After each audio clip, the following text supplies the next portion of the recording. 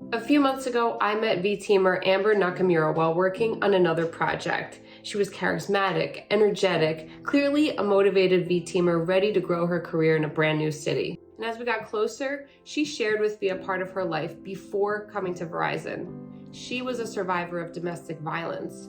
And it was a reminder to me that you never know what someone's going through and that this could happen to anyone. Amber was compelled to share her story with you today to continue the conversation and be an advocate for survivors everywhere.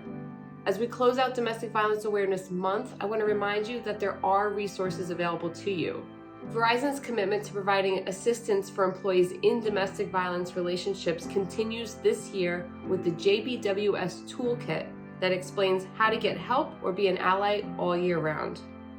Please be advised the following video may be sensitive to watch. Make sure you're in a safe physical and emotional state before viewing. This is Amber's story.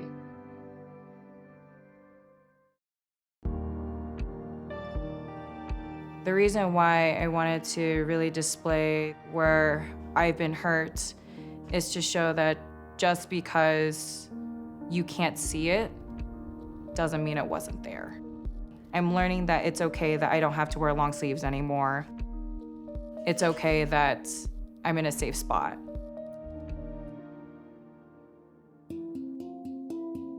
My name is Amber Nakamura, and I'm a senior account manager with our business department. I live in Aurora, Colorado with my beautiful puppy, Masami. My dad was born and raised in Hawaii, and my mom's from Colorado. My parents' relationship was the perfect example of what I can look for when it comes to someone to love. And I think my dad did a very, very well job of showing me how much he would sacrifice for our family. I definitely became a daddy's girl. I think I always was since I was born. Got into Hawaii Pacific University. The first year there was amazing. Year 2, I actually decided to take a break from Hawaii, and then later that year, my father ended up passing away around Thanksgiving. He passed away from a heart attack. It was tough. It was tough. I was 19, and it was the night before my sister's birthday. I needed to work to support my family. That was when I had to grow up.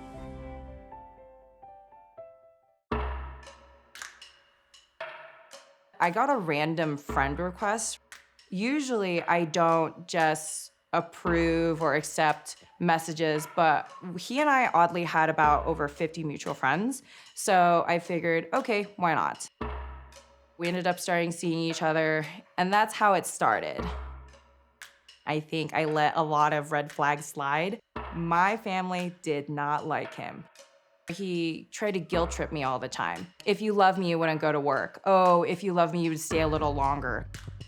When he called me a name that no one's ever called me, not even any of the boys I've dated in the past, to where I thought to myself, how do I respond to this? It was very shocking. That's when he slapped me across the face, and I just froze. Kind of like, did that really just happen? He said, you kind of deserve that, but I won't do it again.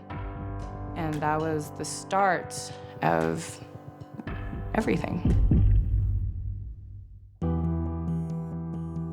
As the person I am, I love to help people do better, where I decided, okay, I'm gonna give him the second chance. He won't do this again, and I forgave him. After the first incident, this one was probably my most painful. He accidentally spilled boiling water all over my lap. It was pretty intentional, but he did really well in acting, making it seem like a mistake. Most situations that we had, they were all different. There were different types of pain, and there were different types of apologies. I truly thought that he would never hurt an animal. In our townhome, there were 3 bedrooms. I couldn't find Masami anywhere. And I look on the bed, and there's a pile of blankets just kind of stacked there. And I took a peek, and I saw my puppy. And I was really scared because I wasn't sure what had happened. And I was in shock. And we're driving to the vet. I had so much anxiety, and I just kept praying, like, please, please don't die. And we tried to go to the Sunnyvale Police Department, and they actually arrested him. There should be a final straw in everyone's life.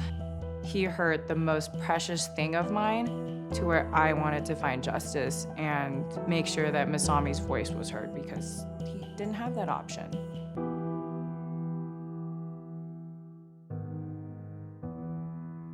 I woke up one day thinking to myself, I don't want to live like this anymore.